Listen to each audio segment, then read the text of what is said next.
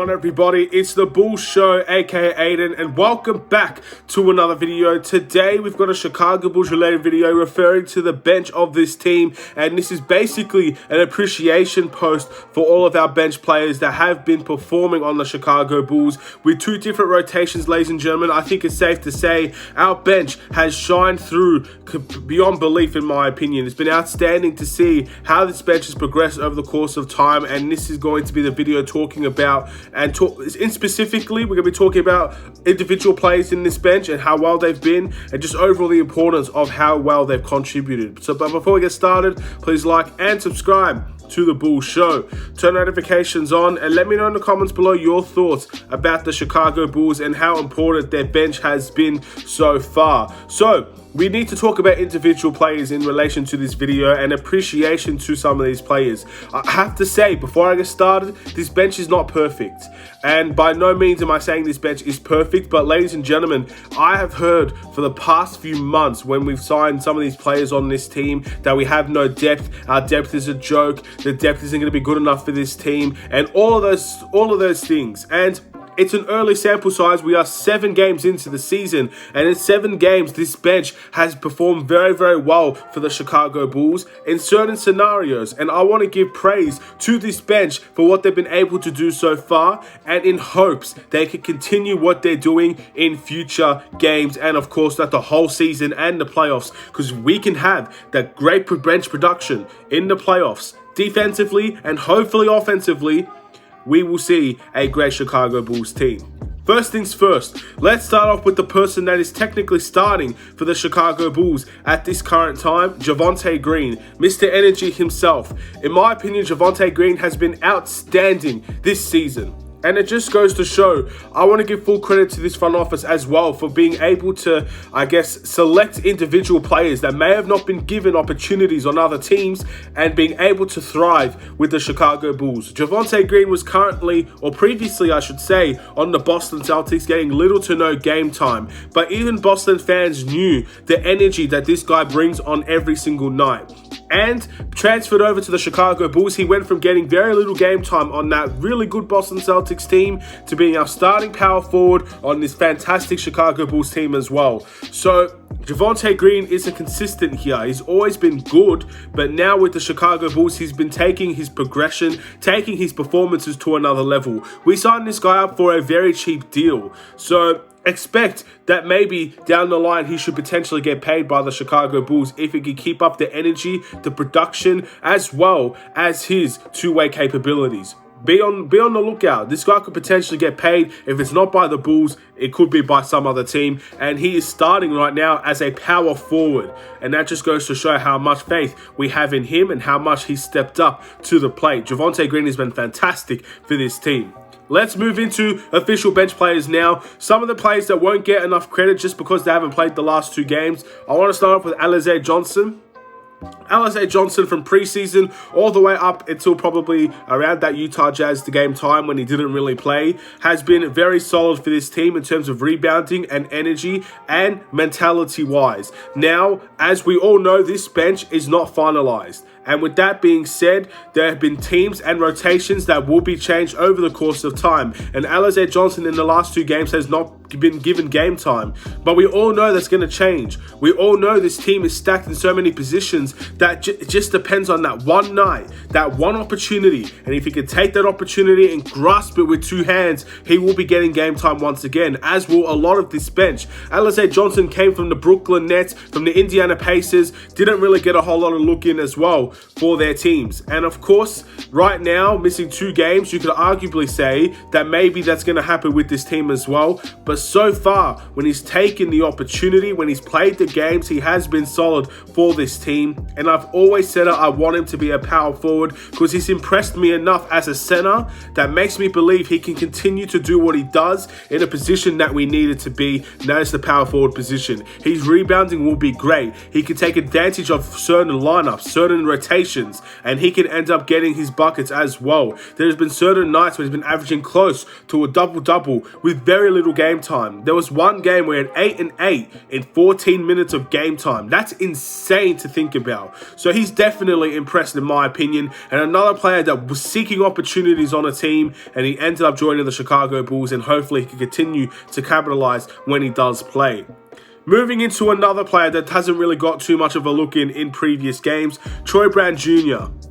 This guy, in my opinion, has taken a little bit of a step back compared to last year, but in my opinion, he's still arguably a favored player in the rotation for Billy Donovan. And again, he's definitely someone that I don't see being kept out of the rotation for too long. His ability to make his corner threes and his three-point shots has improved, in my opinion, dramatically from when we first got him to now. And he's another player that got little to no game time on his team. Literally, virtually nothing on the Washington Wizards. And everybody on the Washington Wizards side really wanted this guy to get game time because they saw his quality, they saw what he could do defensively, and offensively he has work to do, but there's high potential there. Almost reminds me of Patrick Williams in many ways when we talk about Troy Brown Jr. and his potential offensively, and he's starting to make his shots now, and that's what he needs to do to continue to be on this team and to continue to get minutes. You make your corner threes, you make your open threes, you take smart cuts to the basket. He has work to do, I'm not going to lie, but he's been extremely impressive in my opinion in his first couple games of the season, and he's definitely someone that I wouldn't rule out being on this team for a little while longer,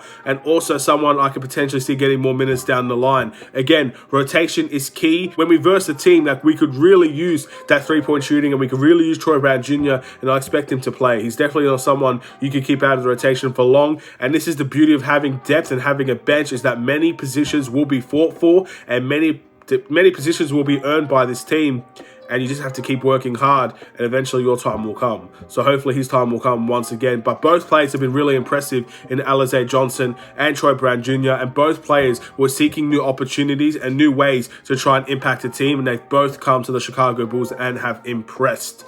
Let's look at more, ladies and gentlemen. I want to start off now with Ayo Dosunmu, our rookie, ladies and gentlemen. He's come into this team with a point to prove coming out of college. One of the best college players, I believe, of that year. And all of a sudden, he's gone in the second round. And I don't understand, even till now, I'll never, ever understand how Ayo Dosunmu ended up going so late. But ladies and gentlemen, I'm so proud that he's gone so late. I'm so happy that he came so late. And I'm sure that he's not happy about it. I'm sure that he wanted to go higher up, but he's right where he belongs. He's in a team. He's with a fan base that absolutely loves this guy. Can do no wrong with the Chicago Bulls fans at the moment. He does everything in this team, defensively, offensively. He's not afraid of the moment. He's one of the only players on this bench that is willing to play isolation ball and get the shot that he wants, while also playing in a system where he can take corner threes as well. And defensively, he's also not afraid of the moment. Fearless is what you could say about Ayo Dosunmu right now. And many people have told me from the very beginning to summer league, to preseason, to a few days ago, until this game against the Boston Celtics, that you need to keep your eye out on Ayo Dosunmu. He will be a superstar in this league. Now, superstar status, we're going to have to wait and see about that, but he has been super impressive with his ability to play on both sides of the ball. And again, if the minutes presented there for him, if he can get consistent minutes, he's up there as some of the best rookies out there. And this rookie class has been stacked with great talent. So Ayo should be very happy of how he's performing so well. And hopefully consistency in terms of minutes will be there for him, because he definitely deserves it. And he's been one of the most impressive players off of this bench so far. I'm really happy to see how he's played. And then we can continue to talk about a little bit more players. First, Derrick Jones Jr. as well. Played 2 games, the Utah Jazz game, Boston Celtics game. He's had 2 blocks and 3 blocks respectively. He's grabbed a lot of boards and he's run out in transition. He is the perfect player to fit this system. Simple as that. I don't think anyone can argue that Derrick Jones Jr., when we brought him in, we knew he could play a little bit of that power forward position. We knew he could play a little bit of that small forward position. We knew he could run out in transition. We know he can catch lobs, and we know exactly what he brings to the table. And he is slowly, I think, getting used to being able to shoot threes with this team as well. Everything that we want from Derrick Jones Jr. is what he's providing, with 2 amazing games in my opinion. May not show on the stat sheet as fantastic. He didn't drop 25 and 15 rebounds or whatever you would expect from a power forward of a star quality, but he brings something to this team that we do not have, and that's great hustle, the ability to clamp some wing players, and I think he's one of the best players on the team to do so, and he's just been so impressive overall with the way that he's fit into this team offensively. He was a player that was on the Portland Trail Blazers and once again didn't really get a look in on that team. A team that pretty much took advantage of him in many ways with the Portland Trail Blazers.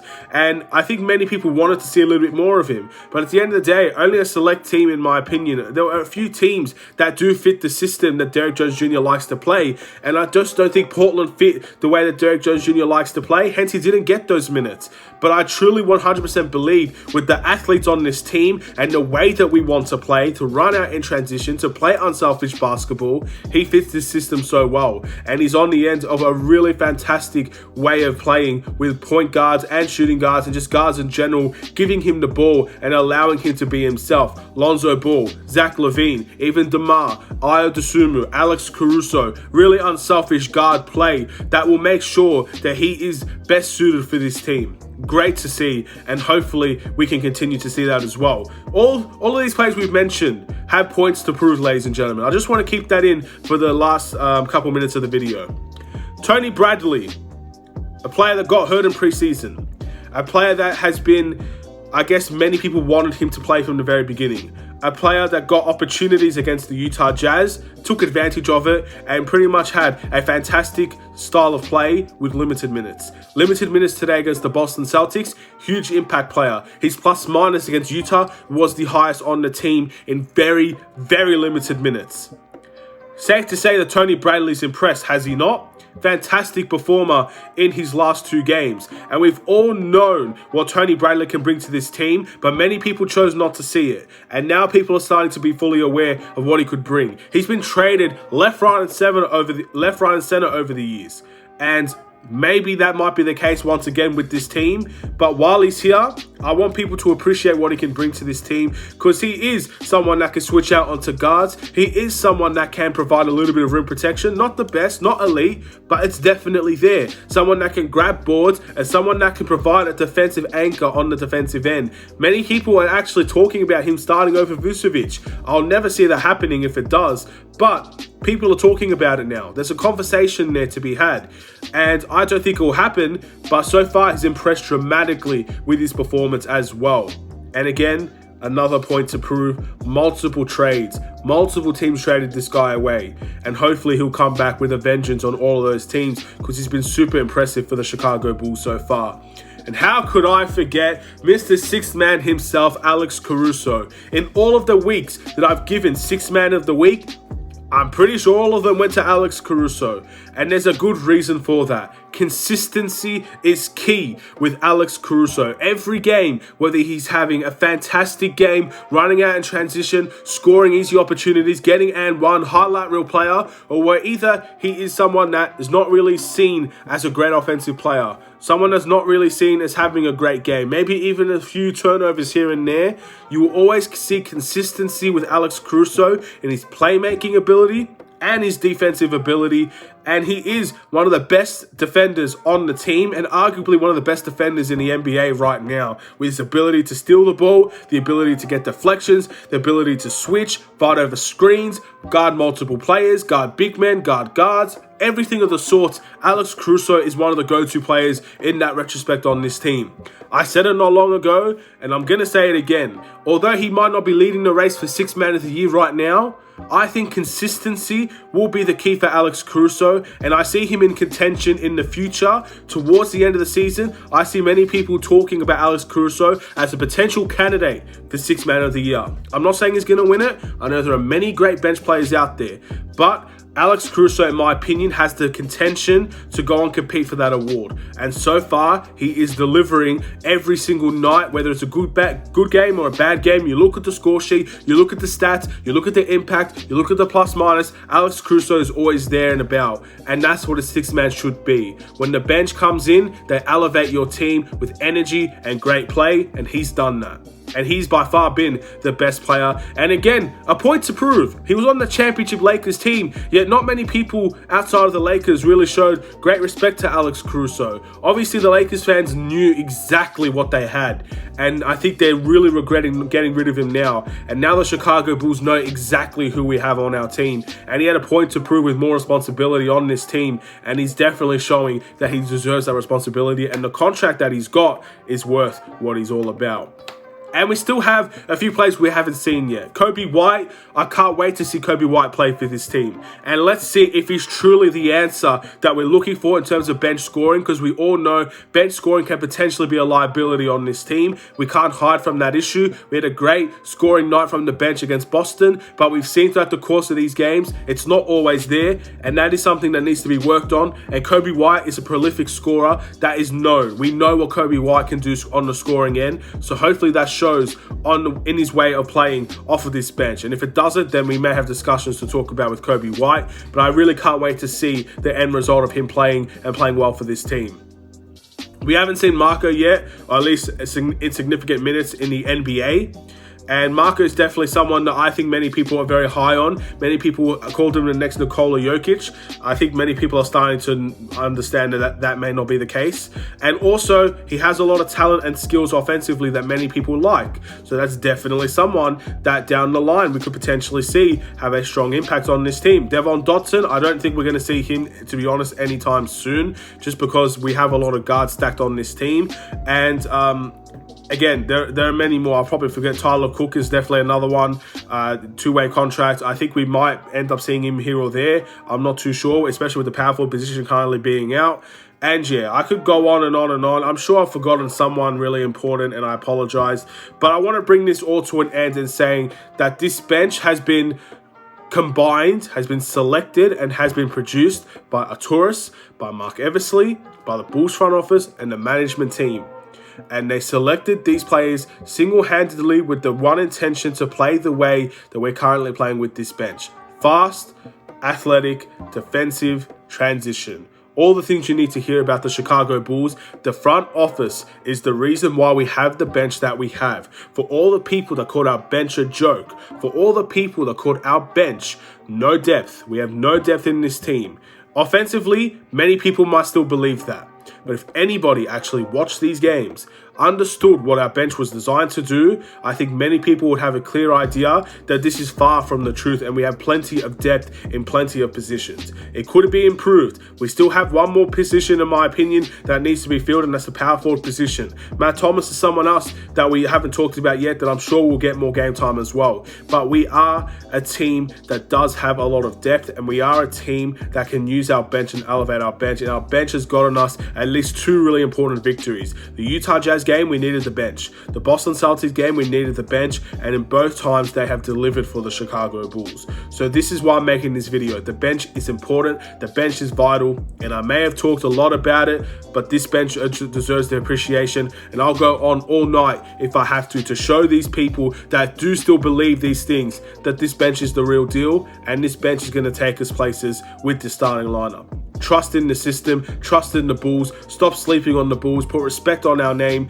and we'll show you how good we can be, and we're already starting to do so. Thank you for watching. Please like and subscribe if you're new. As I said in the start, the bench isn't perfect, and no way am I stating this bench is perfect, but it's a lot better than people perceive.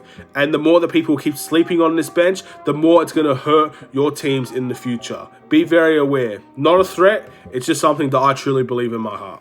Take care and peace.